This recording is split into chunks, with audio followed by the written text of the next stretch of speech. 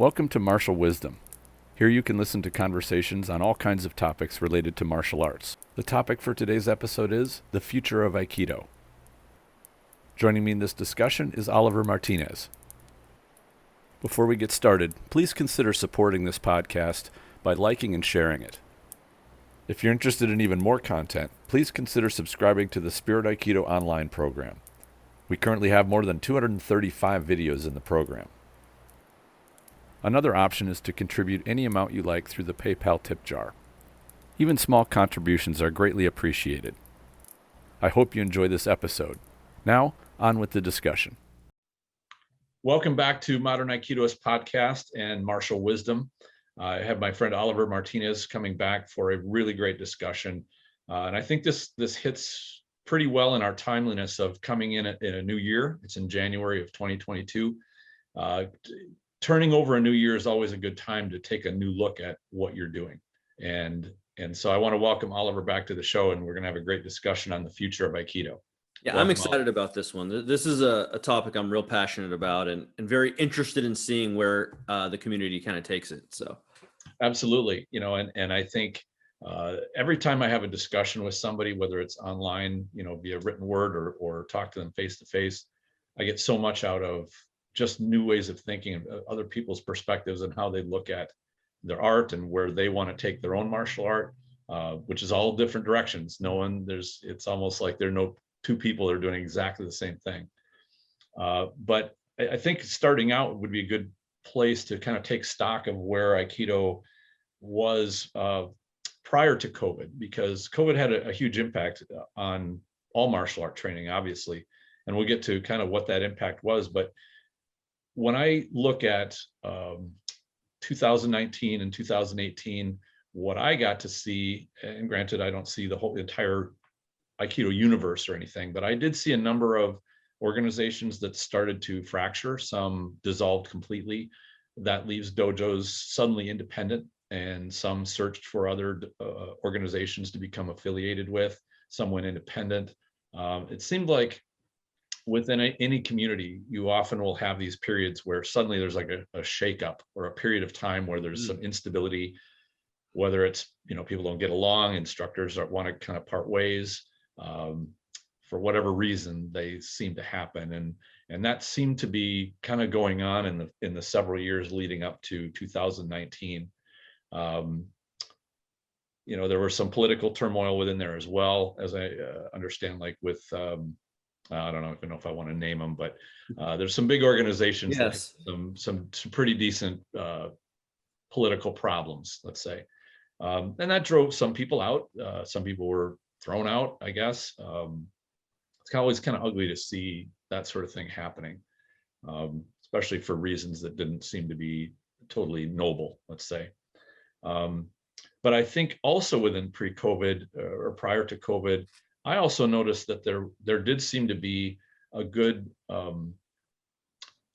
developing interest in kind of filling out some of the holes that Aikido training seemed to have. And it definitely felt to me like there was a growing frustration with some Aikido practitioners who felt that Aikido's reputation was very poor among the martial arts community and even of just observers of martial arts in general, and that it should be viewed as a legitimate martial art, and it kind of needed to prove itself. What would you say about how you view? So Josh Gold, an Aikido Journal, and I don't recall exactly when he released this data, but it was basically a survey they had done over the demographics in Aikido, and I want to say that it was pre-COVID when he released it, and it was not looking so hot. Practitioners were aging out. The art was essentially aging out. Fewer younger practitioners. The female-male split was not near as healthy as it had been in previous years. Search results for Aikido were nosediving. So if you're cynical, or if you're not prone to like an optimistic outlook, it could have looked very, very dire.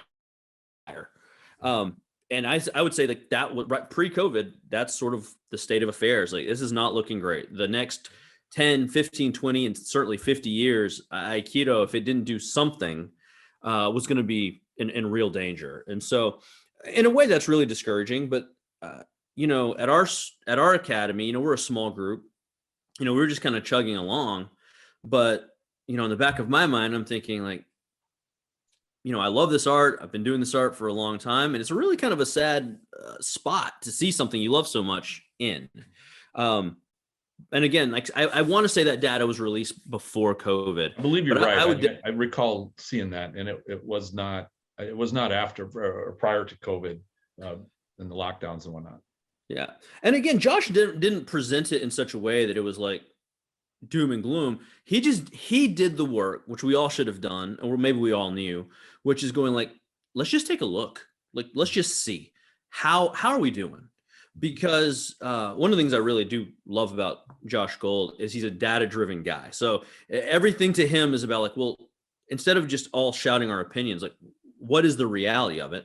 And then once you've identified the reality of it, now we can start to create solutions. So I found it to be kind of a healthy, while kind of grim, also healthy for us to look at and go like, okay, well, there's some problem areas here.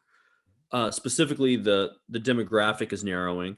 And that can give you some actionable ways forward. So I really, my hat's off to Aikido Journal for doing the work. Yeah, absolutely. And I also recall the article that he wrote when Josh got together with, I believe it was Jeff Imada, with some of the knife work where they, for those who don't know, Jeff Imada is a rather famous, I believe, Filipino martial artist, or specialist in Filipino martial arts, which focuses on knife work. And the two got together, they tested out, all right, do the defenses that Aikido tends to gravitate to or are commonly taught, do they work with a knife fighter? And it was, it was Josh's crisis of faith when he realized and found out that the stuff that Aikido was practicing is not effective against an active opponent. It's more, what we do tends to be more choreographed, and that was another great article. So yeah, Josh is committed, and that was several years great ago. Content out for that. Yeah, that was several years ago. And what I really like about that is we're seeing the major Aikido publication start tackling the idea is, can Aikido broaden its horizons? And the way he decided to do that was bring in an expert. And what I really liked about that exchange, it was unbelievably cooperative. Right. It wasn't like Josh or somebody from Aikido Journal walked into a Filipino martial arts school and goes, come stab me, let me see what I can do, Nor was it a Filipino martial artist walking into an Aikido dojo and going like, let's see if your Aikido works. Sure. It was a collaboration. And I don't know, I can't say enough about him and his approach of going, we can expand this, and there's a healthy way for us to do it. And one of the first ways to do it is you humble yourself and go, let's reach out to an expert in this field, bring them in and see what they can bring to the table so that we all get stronger. And he was doing that several years before COVID hit, which in my opinion really sets the stage for what happens in that interim, after the virus hits and doors start closing and things like that. I think he, in a way, made it okay for us to do that. And I want to give one more credit to Josh, and we're throwing a lot of light at him, which is cool. He also did it in I think a sensible way, as opposed to what we often see on the internet, which is where somebody kind of makes a clown or buffoon of themselves to try to drive and get clicks and subscriptions and things like that. This is a frustration I often have with YouTube, which is you can either present yourself in a pretty good, intellectually sound way, or you can kind of be a clown. And clowns get a lot more clicks than sensible people. And so I like the way that Josh put forward what he did in a sensible way without looking like a jokester or it was almost academic. Yeah, you know absolutely. what I mean? In that sense. So yeah, and I'm glad that that he did that, and even a number of others that have gone and said, hey, listen, I want to put my Aikido more to a test. I want to make sure it has integrity, that it's not just a cooperative practice. And sadly, I think that a lot of the Aikido that has gotten put up on the internet has even driven the reputation lower and lower. And not to a person. There's obviously some exceptions, and some that have made a notable impact on the impression of what Aikido really is. And I'll give credit to Lenny Sly for that. I think he almost single-handedly turned around quite a few opinions about the image of Aikido just from what he offered. And I think that kind of needed to happen. Somebody needed to step up and say, listen, this is not just a purely defensive art that's about absorbing attacks and that's it. And sadly, some of the content that I've seen goes well down into the hole of ridiculous and stupid, quite frankly, of some of the no-touch throws and the really fluffy kind of almost hypnotic nonsense that I'm sure makes all of our teeth itch when we see it. But unfortunately, YouTube is a huge information sharing, and I even use, it's more of an entertainment sharing platform, that as people put things out, it will create, you will get views, you will create image, and positive or negative. Positive or negative, exactly. And you can't control who does create content and who does not. The best we can do is make sure that everybody's perspective gets put out, and you see which ones get drive interest and which ones don't. And this is where the fact that YouTube is an entertainment platform, really not an education platform. And yeah, it does educate, which I like it for, but I don't click around to the what is it, the Jake Pauls or the PewDiePies and all that kind of stuff. That sort of thing does not interest me very much. Well, and back to your original kind of frame for what was Aikido looking like pre-COVID, I think that's a good cross section. We had people like Aikido Journal who were trying to look at it as a whole, see where do we go next. We had people who were doing the same old, Aikido demonstrations and that kind of thing. We had some people that were making Aikido into a laughing stock, and all those things were happening kind of at the same time, before COVID hit.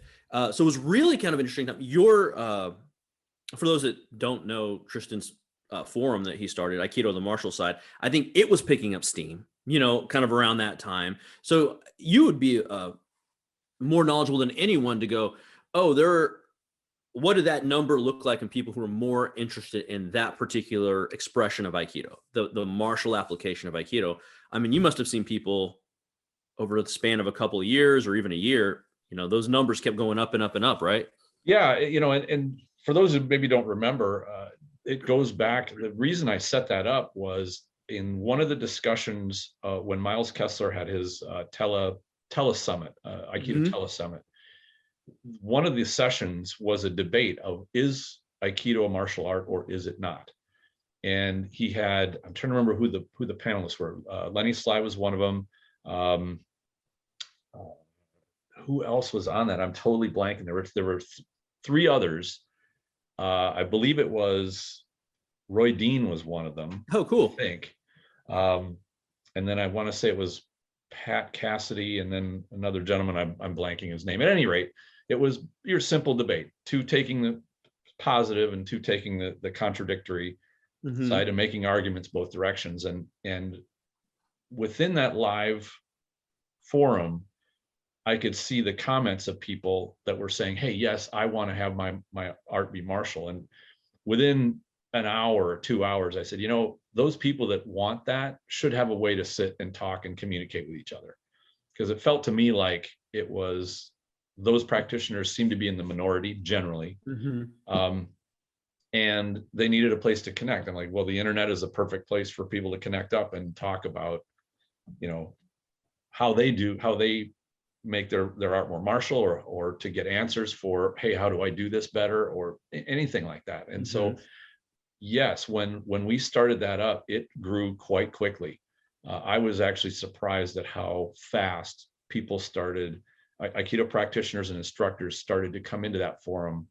And the only downside was most forums on the internet are just garbage in terms of communicating, people posting spam, so it took a lot of pruning to kind of, all right, what we're here to do is discuss the martial arts, not just do the rah-rah motivational quotes all the time and things like that. But the numbers really came in much faster than I thought they would, and that kind of established to me that there was more of an interest in Aikido being actual valid martial art than I thought there was from the things that I'd seen and heard from, and especially from all of the forums that I'd seen, like Bullshido and whatnot, which was huge back in the day, that just spent, I mean, Aikido was its favorite whipping boy, and not without good reason, with some of the charlatans that were putting up videos of them doing, this mystical nonsense garbage. And so, I saw that growth, and that was happening pre-COVID.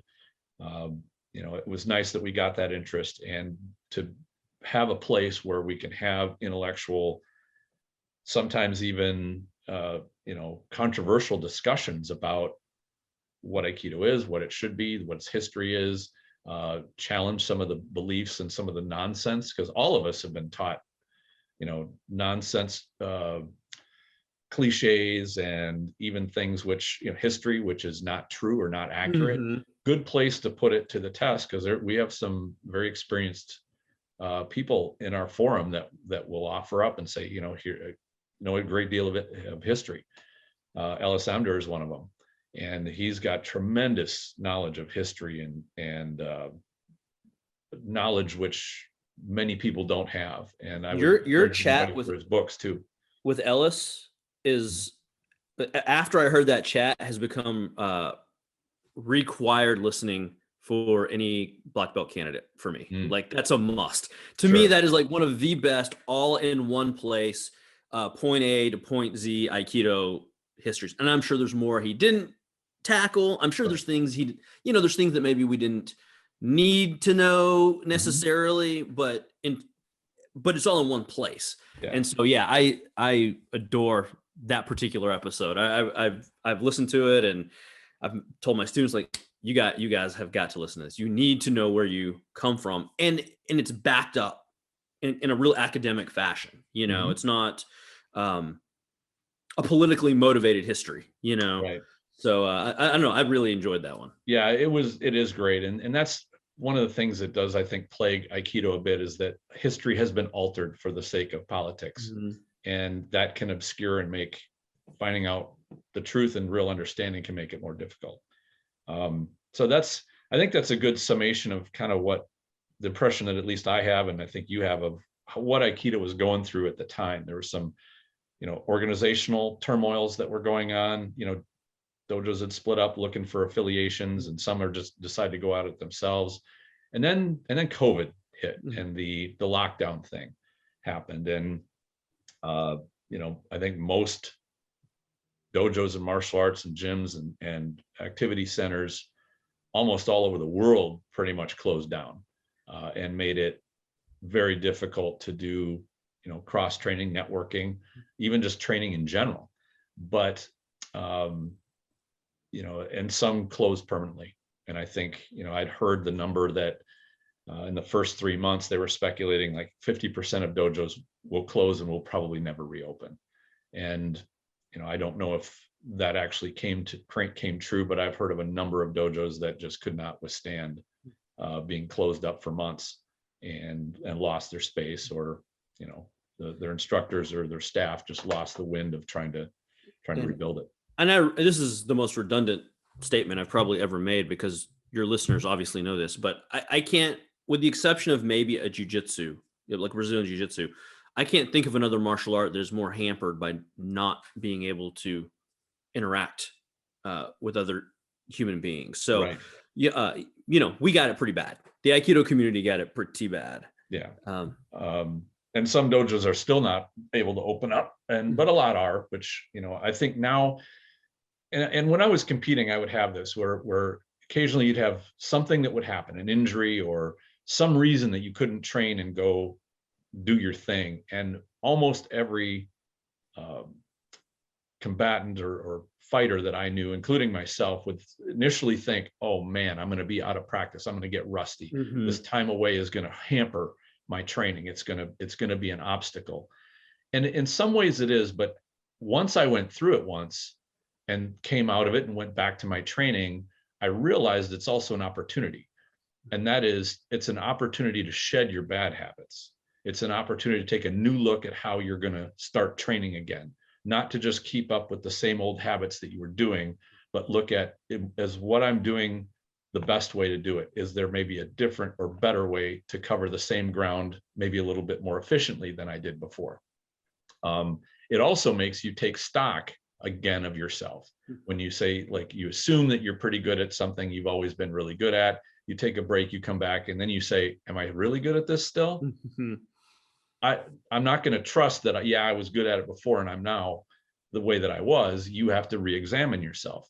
And that is probably one of the healthiest things you can do as a martial artist, is to constantly take stock of where you are, not where you think you are, because that's where your ego says, oh yeah, you're really good. Well, no, maybe you're not. Maybe there's something that you can improve. And if martial arts training is anything, it's a constant battle with your own ego to I think you're right. I think right up until COVID hit, that might be a great way to sum up where Aikido was at. It was really us as a whole community battling our ego of what we thought it should be and what we thought it was, and maybe bristling against what it could be. And then all of a sudden your door's shut, and then what are you? What do you do? I know for us, we were fortunate that, in our lineage, we do have weapons katas. I mean, they're not near as extensive as some, like an Awama or something like that, but we have them. So we were closed maybe a week, maybe. By that next week, we were up on online classes, and we were just like, let's just start with the weapons curriculum. And we essentially did weapons curriculum for a year. And I borrowed from other places. I looked at the Awama system. I'd done a little bit of Awama, not enough to be really proficient, and they have an entire separate weapons category, but I was able to borrow from them. People were doing some online workshops. I saw a wonderful sword workshop by Wendy Whitehead that she'd presented early on in the pandemic. And, we took that material, we used it. So it was a lot of Aikitaiso and a lot of weapons. But the coolest thing about it was it wasn't just our stuff. It was a really good opportunity to step back and look at what other people were doing and go, I like that. That doesn't quite fit what we're doing, but let's try it. Now's a great opportunity to try it. I might not have normally done it, but why not now? Right? I love the way that you describe that as that opportunity. And it was an opportunity for those that would take it.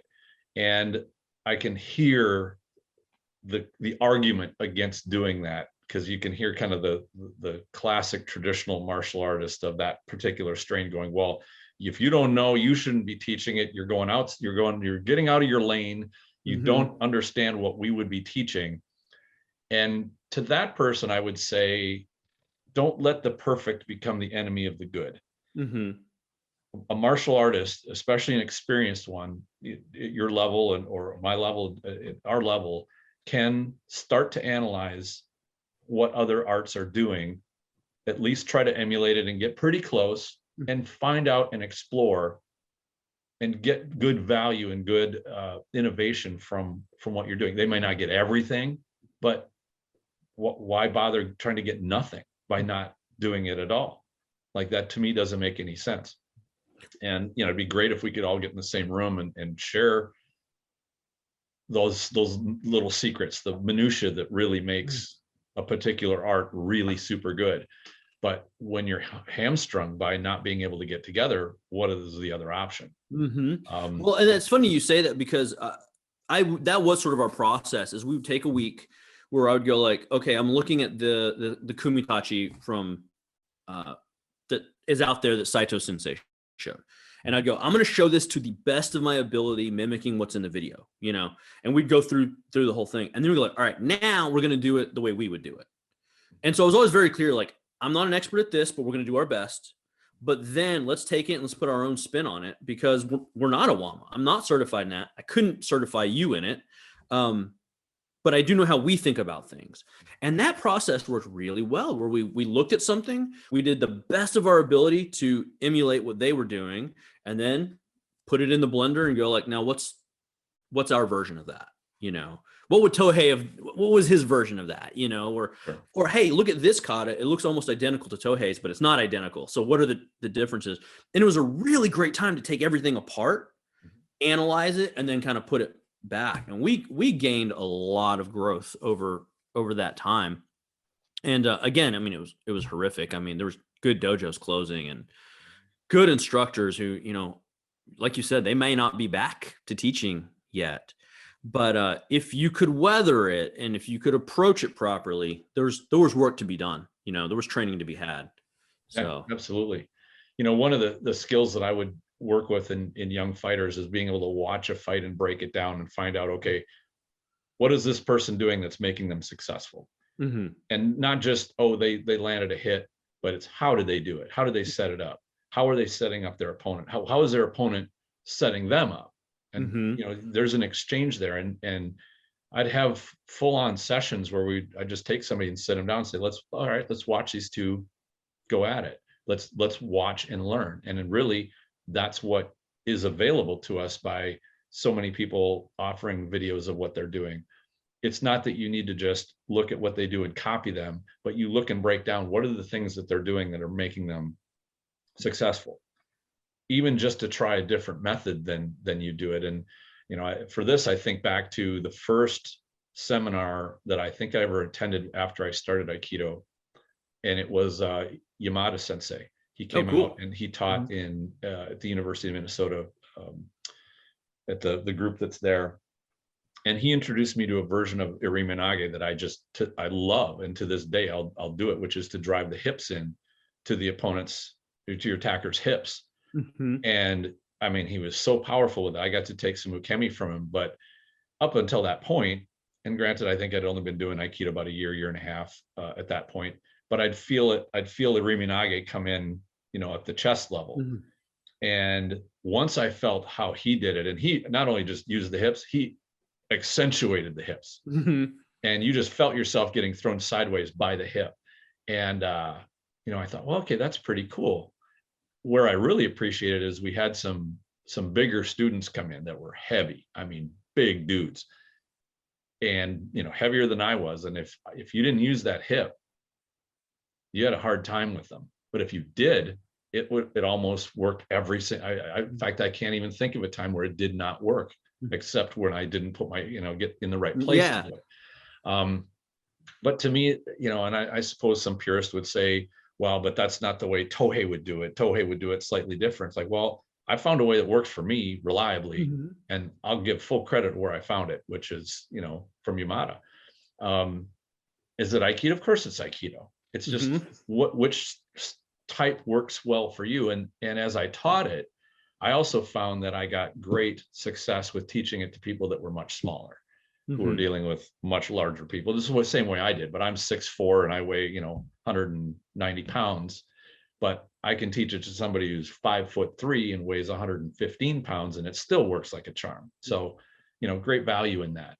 Well, I think that was maybe one of the biggest, if you want to call it this, one of the biggest advantages of the pandemic was, pre-pandemic, if you wanted to see someone else's Aikido, you could do YouTube or a video or something like that. Mm-hmm.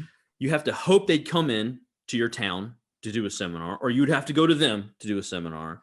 But when the pandemic hit, I did several workshops that were being hosted online where they'd have like 4 or 5 instructors.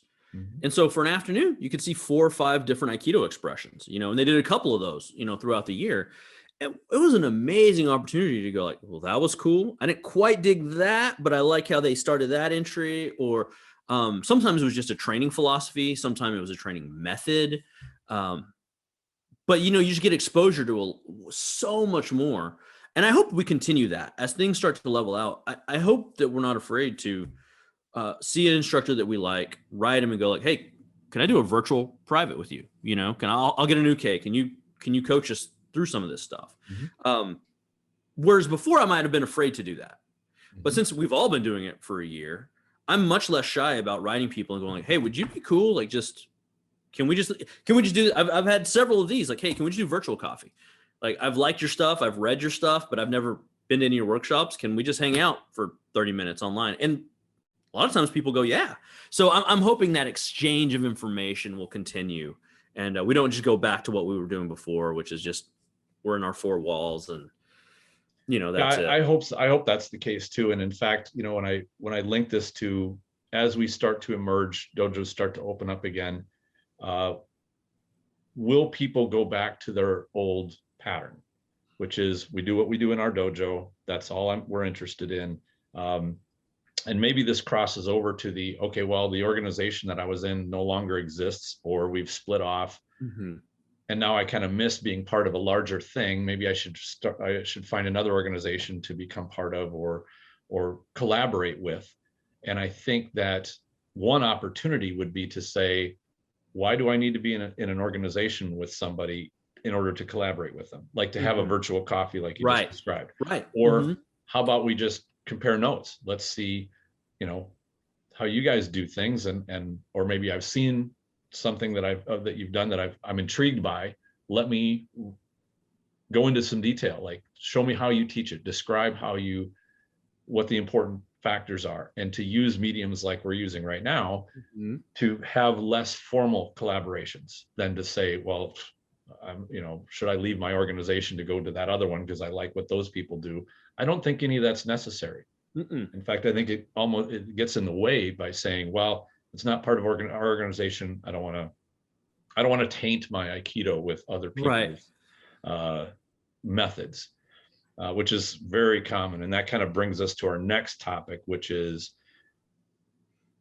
a look at innovating a martial art and evolving it versus keeping it quote unquote traditional, like as though traditional was a snapshot in time and I would say Saito Sensei was pretty much the poster boy for Aikido should be kept exactly the way that it was when Morihei Ueshiba was alive, and it should be taught exactly the way that he taught it permanently.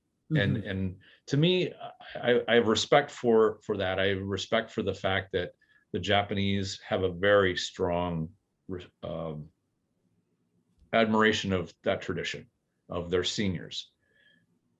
However, it seems to me like it almost creates a martial art museum, which was valid at its time, but as time goes on, it no longer fits in the environment, which always evolves. It always keeps shifting and growing and changing. What are your thoughts? So, I haven't. The Wama system is a really great example of this. I haven't done a ton of it. I trained a Wama in college.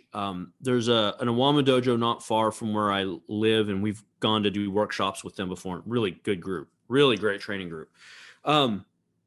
I think they're necessary. I think you have to have somebody who is going to time capsule it, because when you brought this up and I started thinking about, I think you originally proposed this as, should Aikido evolve? And as I was kind of crunching it around in my brain, I'm like, well, I don't know that you can really avoid it. I don't think you can, even on a personal level. Like as you get older, you're going to do Aikido differently than you did when you were younger.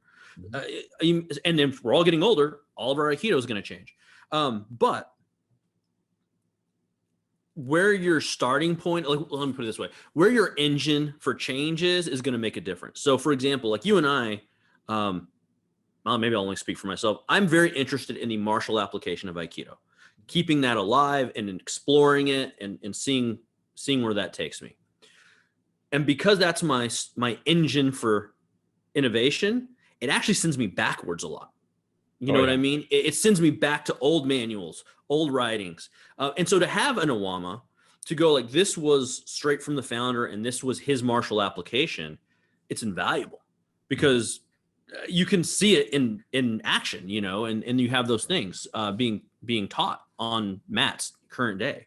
And so you have that. And then when you add more modern training methods and more modern kind of outlooks, then you go, well, this is really not that different from this. You know, it's not different at all. And so I think having a group who is trying to preserve as much as possible is invaluable for anyone that wants to go forward, because you have some sort of reference point to go back to. I think where we run into trouble is where because when people say, well, I want to do Aikido, and I don't know if anyone would ever use these terms, but it's kind of what comes out. I want to do the Aikido like I was taught. Well, when were you taught? Like, so you were taught in 1975. Okay, so that's your Aikido. But that guy was taught in 1983. So that's his Aikido. And this guy was taught in 2000. So that's his Aikido. Like, which one of those is the real one, you know? Right. But what they really mean is the one I do. That's the real one. That's right. The one that's like the most pure, the one that I do. Mm-hmm. Which is why I'm so thankful. Like at your forum, we have so much history, people who are interested in the history, because we can go like, what you're talking about didn't exist prior to 1970 or whatever. You know, every once in a while we have, you know, people who will say, hey, look at this writing from, you know, this Daito-Ryu manual. Like, hey, we have that and we're still doing it. But without those reference points, people are just swinging, you know, they're just flailing around. And it always comes down to, well, the way I do it is the most pure way, which is, of course, ridiculous. You know, I mean, that's the most ridiculous. But that's what it would devolve into if we didn't have reference points along the way for us to go back and check and go, oh, that's a Tohei thing. Oh, that's a Yoshinkan thing. Oh, that's a Saito sensei thing. Oh, that's this instructor, but he had a bad back, so we did it that way. But you can only do that if you've got these snapshots kind of carrying you forward. Right. Definitely. You know, and I like going back even farther, going back into Middle Ages. You know, there's been a great resurgence of research that has brought out how Europeans did combat in the Middle Ages, and I like that because it's the sad part is it's an art which has a broken lineage. It does not have a living lineage back to the Middle Ages, at least that's anywhere near that anybody can find. That makes it difficult, but it also avoids the distortion that happens from the telephone game of having a living lineage. And right. So the living lineage has its own problems. Has its problems, yeah. Has its problems. So like you said, those reference points, if you go back, and as we know, fighting is fighting, combat is combat, you can see those reference points that validate or disprove the theoretical that, you know, we who don't fight for our lives every day the way that these people in the Middle Ages did, you know, that offers those really great reference points. So, you know, on the forum past couple of months, I posted something from, I think it was an Italian manual, and the guys doing Ikkyo and Shihonage, and then I think you or someone else posted something from a different, you know, manual.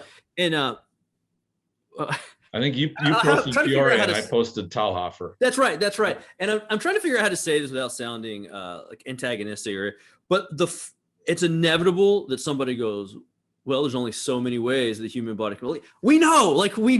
I understand that. Everyone gets that. Yep. It's not that they're wrong. I completely understand that. I agree with it. You know, we only have, you know, so many methods.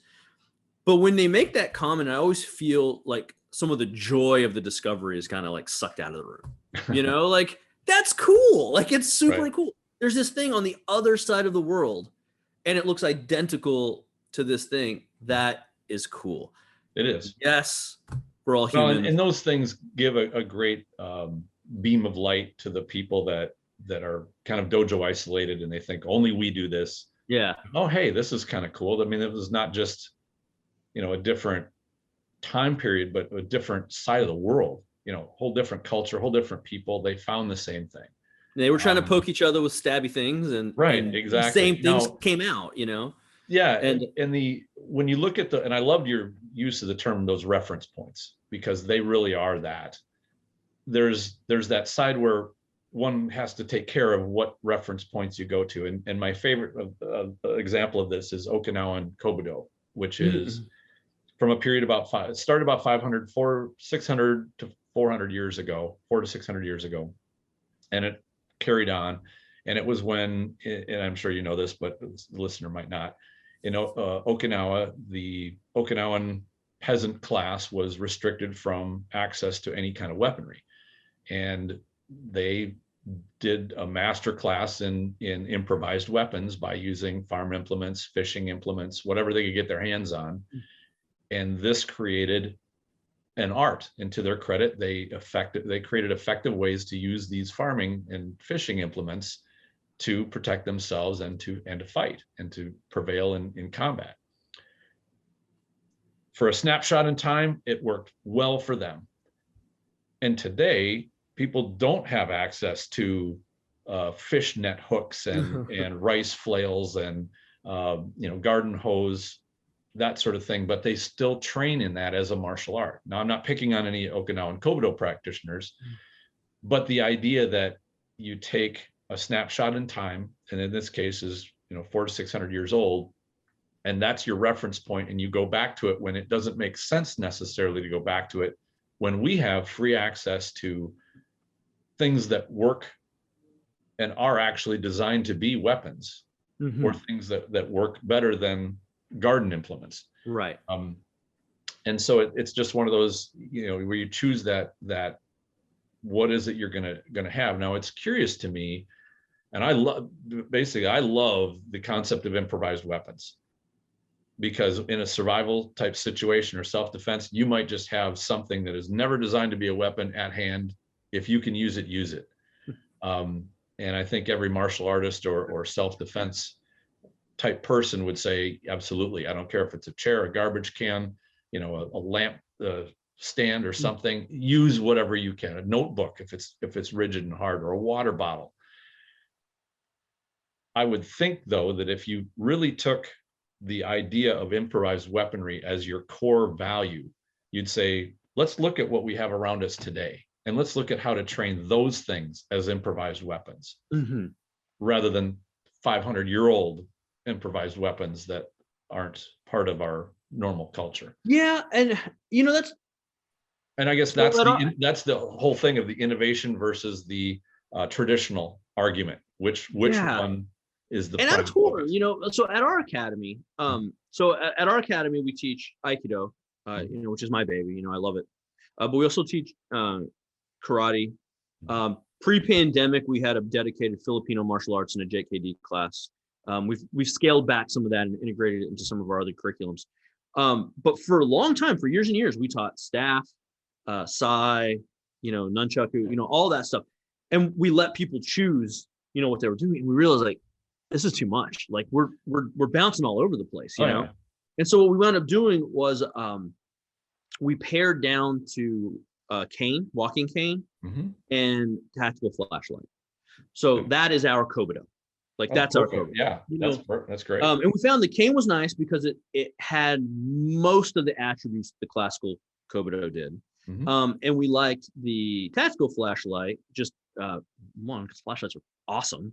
I mean, they're the best. I mean, and I say this all the time, it's the only tool, self-defense tool that we have that increases your awareness. I mean, I can see halfway across the parking lot. So, but that became our Kobudo, and it was really just born out of necessity. We were just spreading ourselves thin. The problem is we still like that other stuff. Like, it's from a body mechanic standpoint, from just a self-actualization standpoint, that other stuff is really fun. It's helps you connect to something, old. So I'm always torn, and that's why I say I think you need to have somebody who's doing the time capsule. It doesn't have to be everybody, right? But it probably shouldn't be nobody. Sure. Because again, that's a great reference point where you look at a tonfa and go like, oh, cool. If I had a cane and I'm holding the crook this way, well, it's a similar kind of thing,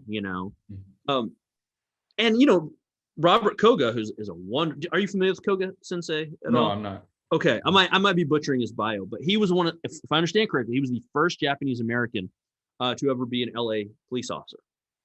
And so I think he's responsible for the nightstick that's based off the tonfa, because essentially he looked at Kobudo weapons is like, hey, this would be helpful. Like we could use this, but then he made it out of modern materials, and then integrated it into the kit that they were wearing and how you would deploy it. I don't think they're used very much, probably not at all anymore. Because again, we innovate. Mhm. So now we're onto a baton, But what do you look at for the baton training? Well, you look at Filipino martial arts training from 100 years ago or 200 years ago. So I think you have to have those time capsules because they inform the innovation. But I think I'm like you, where I tend to want to move forward. I just hope not everybody wants to move. I hope some Well, people and, still want to being a maintain. martial arts geek, I think, which I certainly am, I do love studying just about everything. Mm-hmm. But I, like you, have realized there's only so much time you have to really spend on dedicated training. Mm-hmm. And like you, especially for the benefits of my students who don't even train as much as I do, because I'm there all the Right. time, being able to pick, all right, what is your top 5 list? What is your top, highest priority list? And then put the fun stuff down a little lower where you can bring it in. But the principles are always the key. Yeah. If you have the principles of the weaponry, it doesn't matter whether it's a hoe or a cane or what have you. And that's why I always view myself as a principles-based instructor, because I find that it's easier in this case to teach those principles in terms of the cane, or the walking stick. In my opinion, that is the most versatile weapon that would be a common everyday item that we could possibly use. And the principles, if you shift to the Jo, are very, very similar. It's not quite as versatile as the but it's the principles that are the most important. And that's where I think the people that would say, well, I don't want to lose the tradition. If you keep the principles that the tradition is based on, all you're really doing is adjusting and making your art fit modern times and not be an anachronism, not be an antique or a relic. And so, and the heart of it, I think, is the heart of Aikido, which is the part that needs to remain intact, where it doesn't get turned into a combat sport. It doesn't get turned into, how do I inflict more pain than the other person? How do I prevail by causing more damage?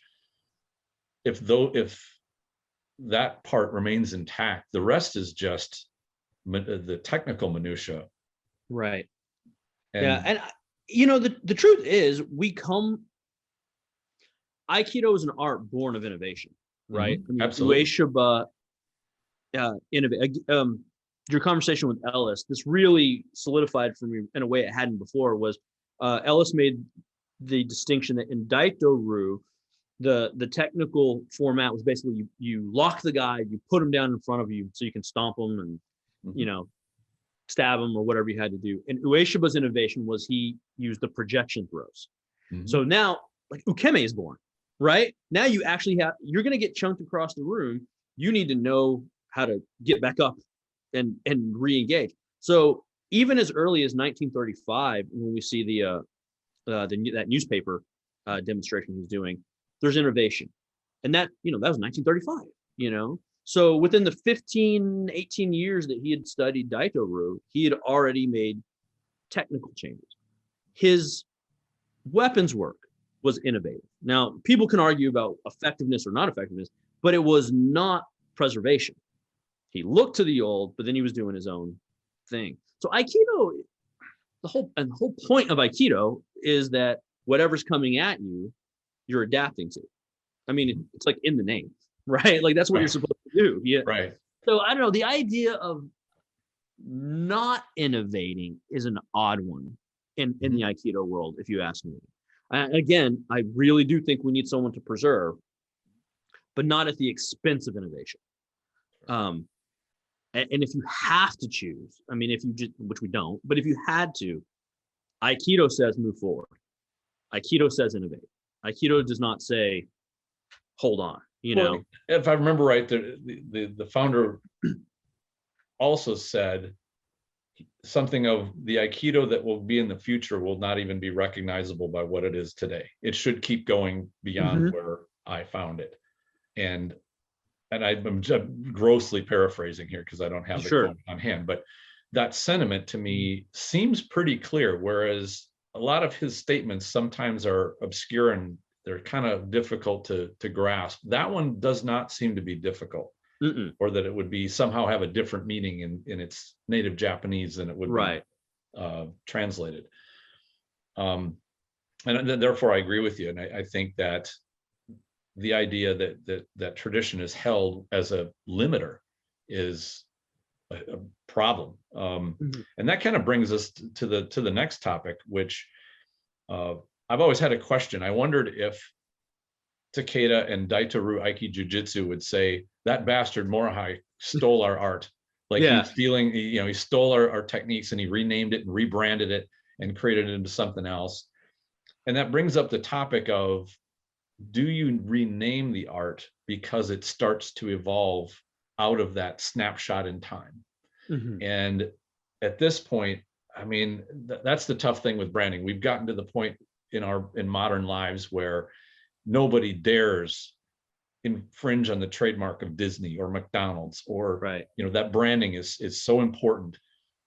But within a martial art, how can any art really claim ownership over techniques, attitudes, principles, even ethics?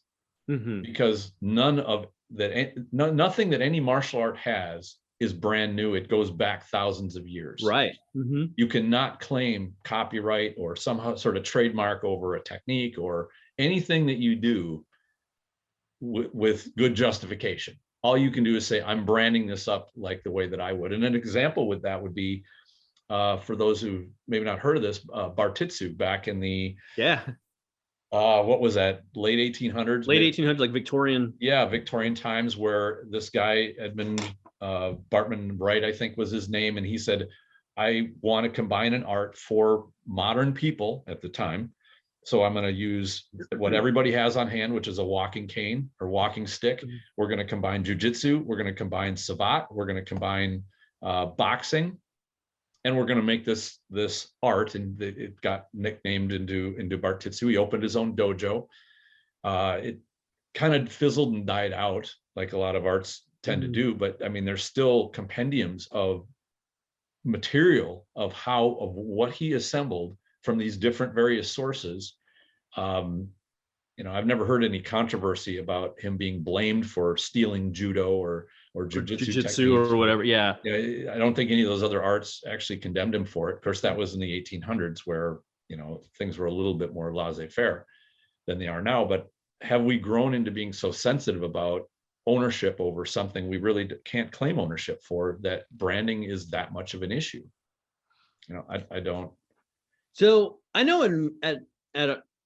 when I'm on the mat, I do my best to give credit when I'm using something to a person. Very rarely to an art. Sometimes, as an aside, like, this comes from this instructor who studies this, or this guy who did a wama, or this guy who does jujitsu, or this guy who does. On my mat, I talk about Guru Dan Inosanto probably as much as I talk about the O-sensei, right? He's that influential to the way we do our Aikido, because he was that influential to Bill Sosa Sensei, who was my teacher, And so rather than give credit to arts, because usually it's an art that I'm not ranked in or super well versed in, I just go, this guy showed me this. And that's about the best that I can do in terms of giving credit to whoever owned it, Sure. Guru Dan does tell this really interesting story about when he would train with Bruce Lee, and Bruce would be showing him something. Seagung Bruce would be showing him something, and Guru Dan was just having some trouble with it and couldn't quite get it. And finally, Seagung Bruce would get just like frustrated and go like, "All right, Dan, I'm going to show you this one more time. And if you get it, it's yours. But if you don't get it, it's still mine." And he would show it to him. And if he got it, he's like, "All right, great, it's yours." And they'd move on. If he didn't, he's like, "Nope, sorry, Dan, still mine." And they'd move on, And that's like I've always liked that, because there is kind of an ownership to that, but it's a personal ownership. And I know you've seen this in your students too, where you're like, "Man, she's got a killer Sankyo. Like that's her Sankyo." You've been doing one of her Sankyos. You're like, dude, that guy over there's Ukeme is beautiful, and you're doing one of his roles. You know, so there is that kind of ownership on a personal level. Mhm. But as an entire art, I think you're right. How can you really claim it when Yeah, I mean, you know? I similar to you, I like to give credit to other sources, because when you don't, you feel like just an egomaniac instructor that just says, "All this is mine. I've collected it." Mm-hmm. It just doesn't show respect to other areas. And having trained in judo and other different arts, and judo is one of my favorites to say, to identify and say, there's things that judo the art does better than everybody else. And I Mm-hmm. would say hip throws are right up there. Because they've They have specialized, they have right? they Yeah. have they have gone to a depth with hip throws that I don't think any other art has gotten to their level of nuance with. And that's, yes, I was taught it by a specific person, but the idea that these specialists, because they focus in this area, listen to them when they're talking about Yeah, how that's to a good do way to hip look at it. throws. Yeah. Absolutely. And that's probably one of the most clear examples that I can think of. There's many others too. I will say one of the reasons I like attributing things to people over arts, and some of it's kind of a selfish reason. And it goes back to your comment earlier about people in the peanut gallery going like, well, you should stay in your lane. You shouldn't be Right. teaching. Mhm. It allows me to say, like, I am not a judo guy. A judo guy showed me this. Yep. You know what I mean? Exactly. I am not telling you that we're doing judo. I am not saying that I'm ready to go do rondori with a black belt in judo. I'm not saying any of that. I'm saying this judo guy showed me this thing. I find it personally helpful. Maybe it'll help you too. Yeah. To me, That's I the find mature way to change. deal with it. That's really all it is. It's just my Yeah. way of managing that, because I agree in a lot of ways. Like, if we do any ground stuff, I'm always very clear. I'm like, listen, we're gonna do this. I'm not a jiu-jitsu guy at all. A jiu-jitsu guy showed me this.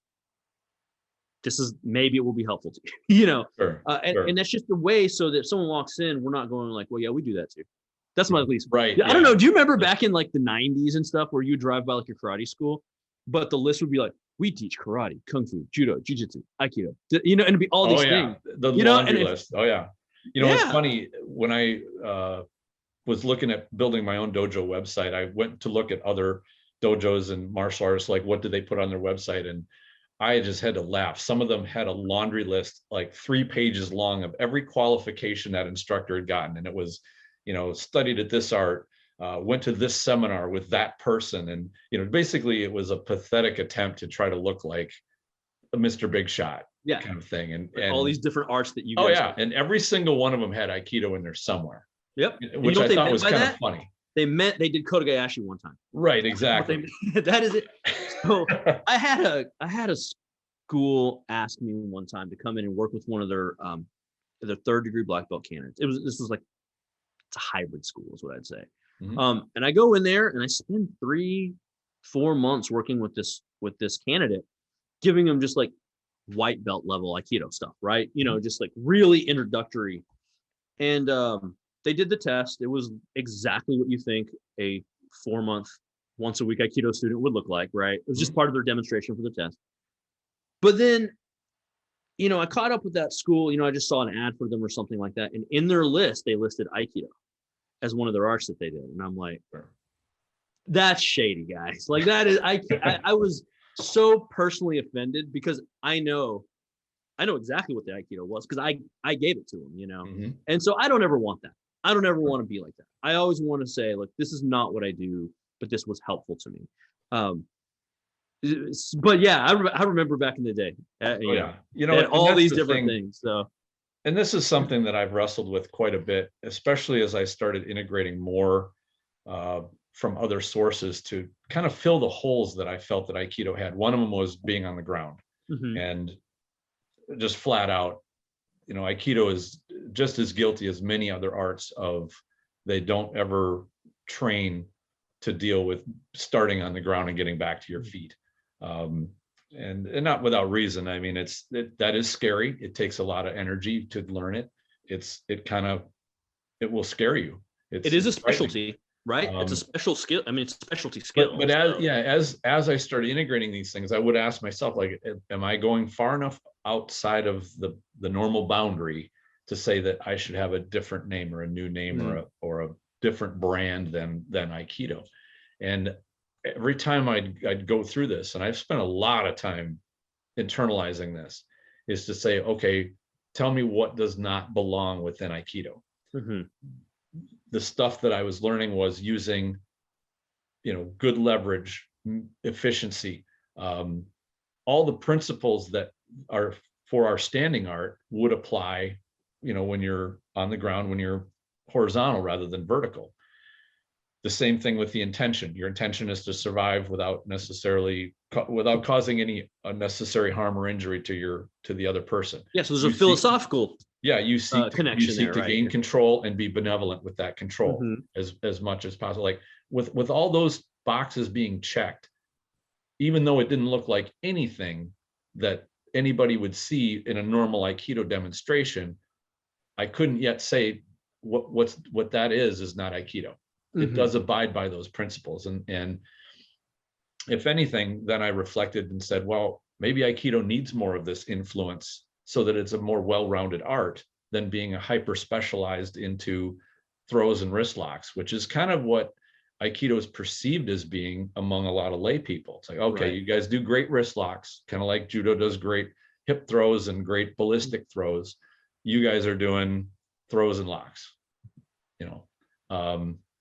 to the exclusion of things like kicks, sweeps, all the other stuff that makes a really well-rounded martial artist. And so I think, and I always come back to this, I'll almost once a year or so or more even, I'll come back, it's like, is the name a detriment? And that's the other thing, is whether I believe what I'm doing belongs within the Aikido realm and deserves the Aikido label. It's also, how is the name Aikido being perceived by people who might be considering coming to my school? Has the image of the word Aikido gotten so sullied and tarnished that people that would normally might like to train what I'm training would just dismiss and say, I just don't feel like getting into that fluffy nonsense of what I've seen on YouTube. And this is, I think, what we were talking about earlier, is how Aikido is perceived by how its image is created. So I asked Sosa Sensei one time when I was young. I was probably a teenager at one point, and I said, "What style of Aikido do we do?" It was my first time I'd started to go to libraries or go to books. Very common question. I didn't know there was other styles, but finally I'm starting to see these books of all these things, and I said, what style of Aikido do we do? And I know you had never met Sosa Sensei, but he got real serious, like, we do Aikido. And I almost pressed, but it was the tone. It was a sensei tone of like the dad voice. Done. Like that was it. That was a complete. That was your lecture for the day. He just says, we do Aikido. And and thinking of that over the years, Sosa Sensei, and we've talked about this before in other podcasts. He brought things in from other arts, made them his own, and so to me, it was almost him saying, like, if it's done in these four walls, it's Aikido.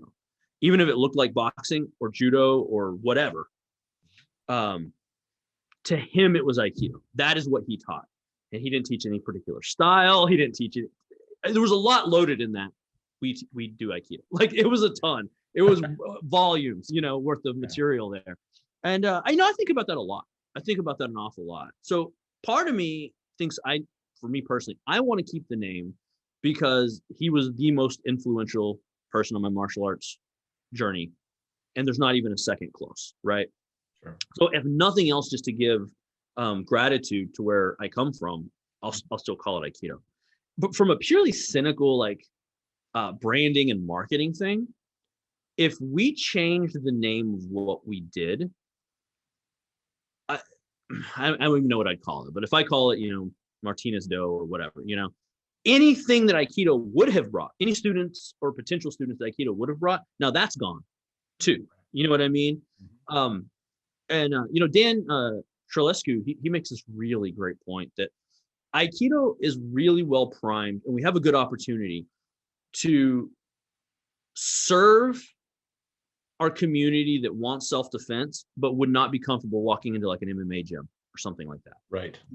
So they have their own image that's not necessarily positive. That's In theory. correct. They have positive traits, but yeah.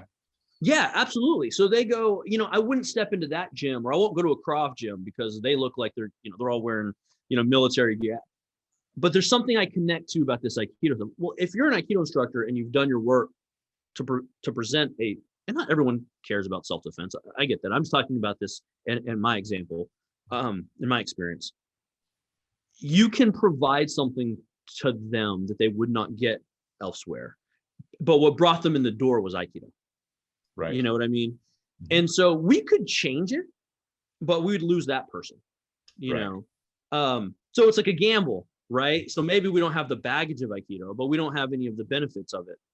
Sure. And when I say Aikido, I mean the name, name with it. So it's a tough one. It's definitely something to discuss. It is tough. And I think that, I guess my last, and then maybe this is the icing on the cake thought with the name was, I would like to see the name of Aikido redeemed by solid martial artists that are creating skilled students that are competent and capable, not necessarily cage fighters or fighters in general, but those who are effective at protecting themselves and have enjoyed success on those times when they've been tested. And I'm not talking tested on the mat, but tested in real life. And I would feel like I was giving up on a fantastic art that has kind of lost its way, but could use the attention of being brought back on track and to be brought back into being very relevant, not just relevant in terms of making people who are kind and benign people, but also to have them be competent and capable to control situations and not just run away from them. Right. So, I 100% agree. That's one of my goals with my students, is I want safer humans when they leave the dojo than when they came in. Right. I have a different goal though, as an Aikido community. I would really like us to be good martial citizens so that when we go out, they look at go like, man, those Aikido people are like good students. Like they're picking up what they've done has given them a really good base to pick up what we're doing, whatever that happens to be, whether it's wrestling or jiu-jitsu or boxing or Krav or, any of that. I would love for us to be able, if we're interested in cross sharing, or even if we're not, even when we cross paths with another martial artist, they go like, man, those guys were super humble. They were open-minded, and what they were doing gave them a good base to receive what I was offering. And if in the meantime they receive something too, I mean, that's it. To me, that would be the description. Because generally speaking, the Aikido community is not great martial citizens. We're just not as a community. But I'm hoping that'll change. I see change in that happening. And I think if we can do that, the secondary goal of the reputation of Aikido being raised, I think will happen. I agree with you. In fact, I've heard from people, privately and even shared on our forum where they say, we'll cross train with this group or that group. And I love hearing these stories of, we took our few students and we went over and trained with them, and, we had a great time, and they said, hey, you guys are legit. Like this is what you showed us is solid. Yeah. Those bridges, even though they seem really small at the time, start adding up and creating a different perspective. And, personally, I've run across a number of other instructors of different arts, and a number of them will say the same thing. And that is, I've seen some stuff out there from Aikido that looks pretty fishy, but I met somebody who knew what he was doing and legit. Like this, they're solid. It's not fluffy. It's not, kind of this nonsensey, silly stuff that you see, in the videos and what have you. And I even had one guy that came and trained with us at a martial arts group who told me afterwards, he said, everything I've seen before today of Aikido, I really thought it was not very good.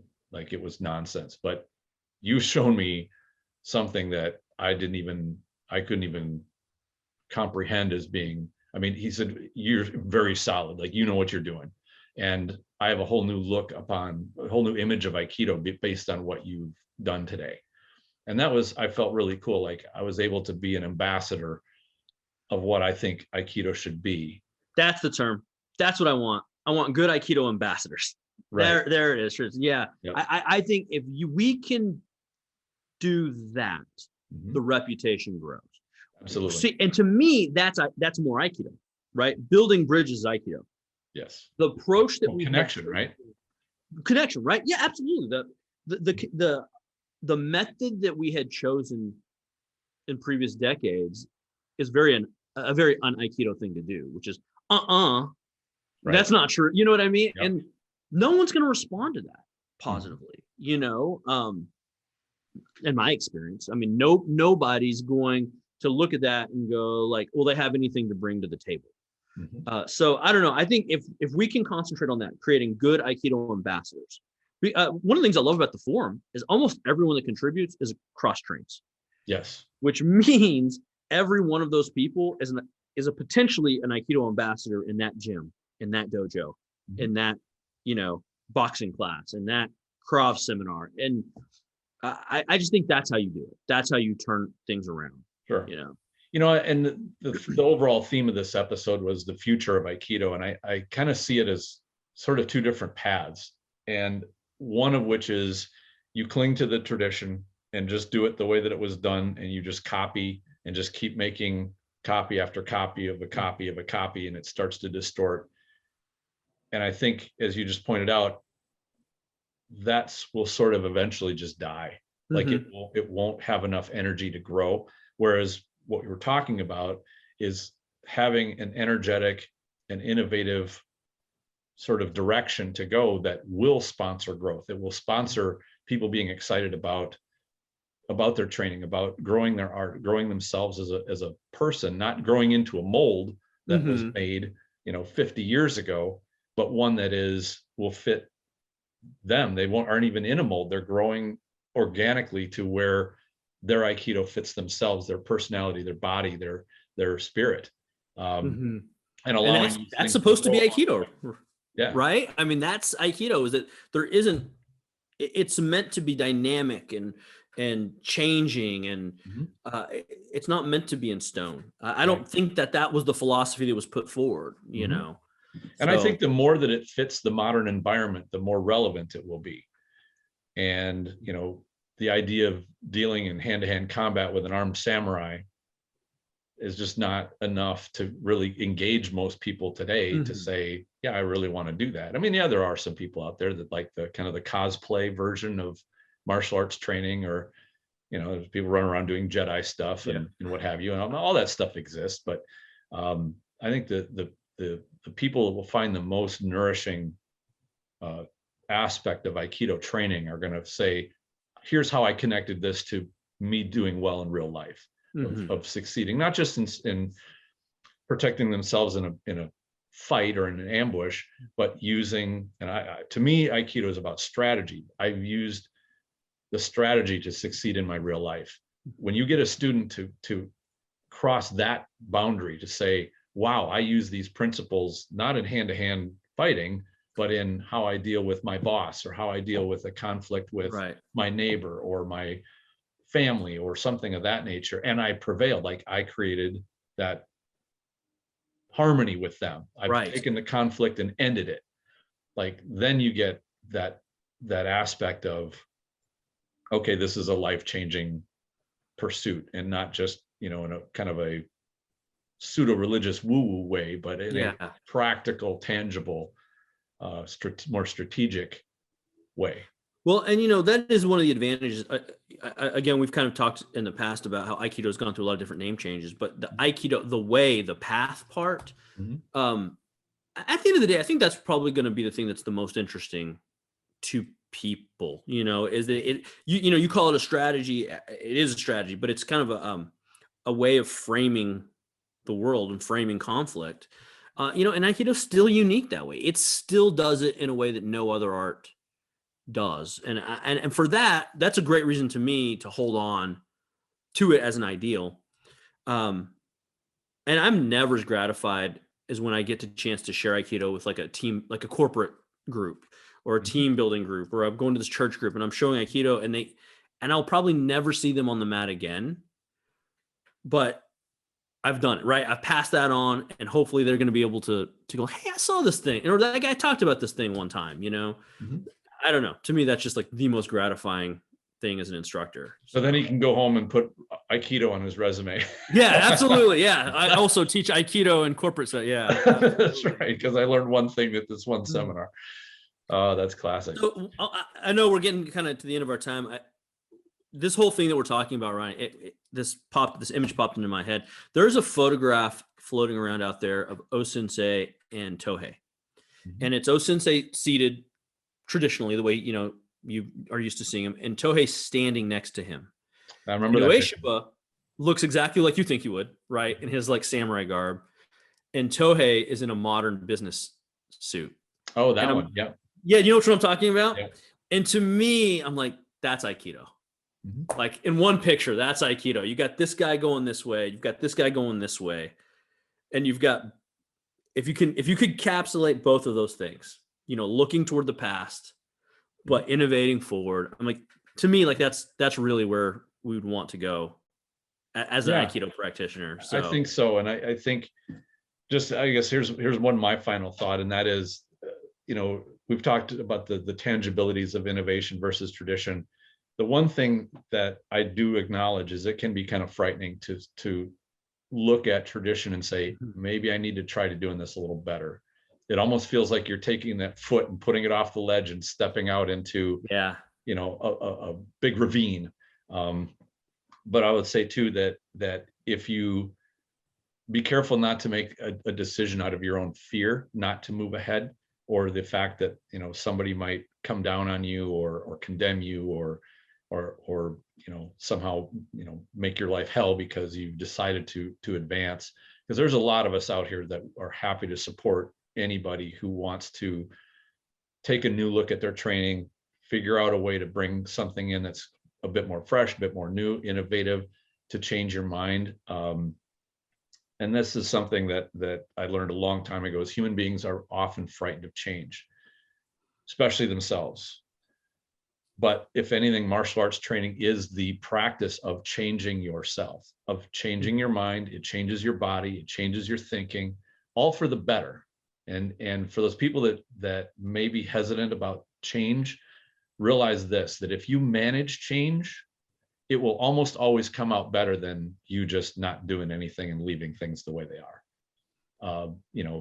If you don't get involved with changing yourself, usually that is the beginning of degradation. Like you start to decay. And I think a martial art is exactly the same way. But so manage it, be involved with how it changes, how it evolves, be attentive to it, and seek out good influences like you talked about, whether it's having, a virtual coffee or some kind of cross training online, cross training in person. The more you expand your horizons, the better you become. And because you're ambassador for the art, the better the art.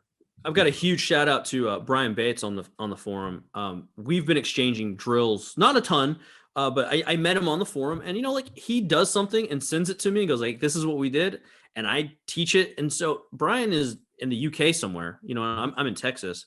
Like that's what we're talking about, is having that collaboration that is no longer confined to your city, or your dojo. So Brian, if you're listening to this, like, you're the best, man. That's awesome. That's an awesome thing to share your knowledge with somebody you do not know, but know that it makes ripples across the world. On the other side of the world, we all do that. It just goes up. Like it just gets better from here. Absolutely. So, and that brings it back to one of Tohei's principles of extend ki. You extend ki, right? Yeah, that's right. Exactly. So, yeah. Well, thank you, Oliver. I appreciate this. This was a fantastic discussion. I really enjoyed it, as always. Yeah. Have a good one, man. You too. Take care. Thank you very much for listening, and I hope you enjoyed this discussion. Stay tuned for more episodes. I've got some great stuff on the way very soon. In the meantime, enjoy your training.